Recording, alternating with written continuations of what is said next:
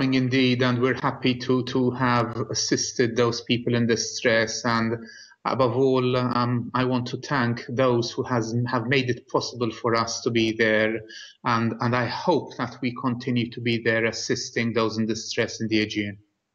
Could you tell us a little about your operation MOAS? Because of course Samos is a long way from Greece, from Malta, where you are.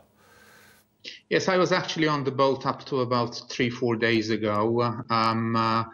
We started operating in the eastern Aegean towards the end of December. We shifted our focus from the central Mediterranean to the Aegean because, despite the fact that it's winter, despite the weather conditions, despite the treacherous seas, people keep taking to the water, keep crossing, and people keep dying.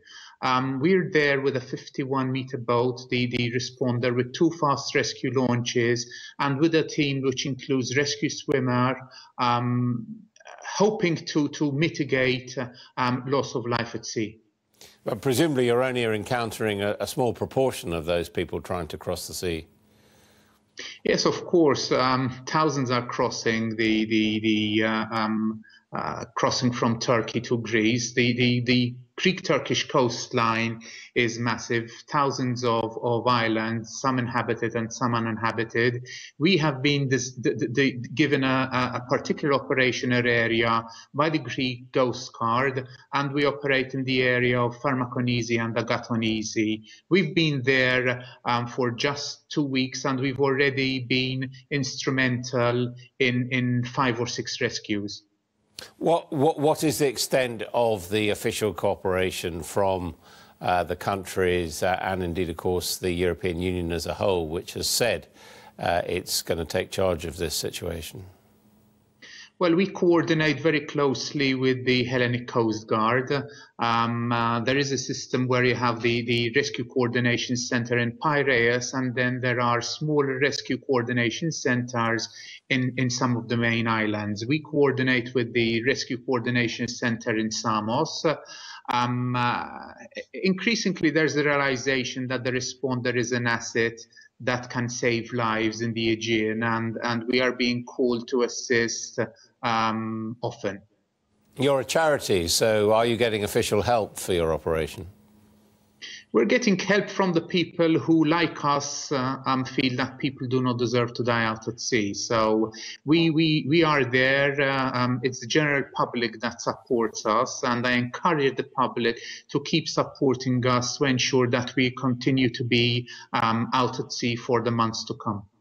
What happens to the people you rescue? Do they get access to the rest of Europe once you bring them ashore?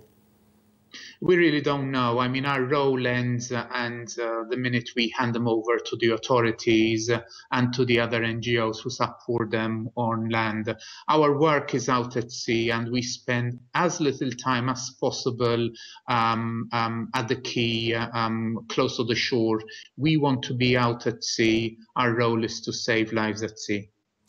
This is massively distressing, of course, that the loss of human life.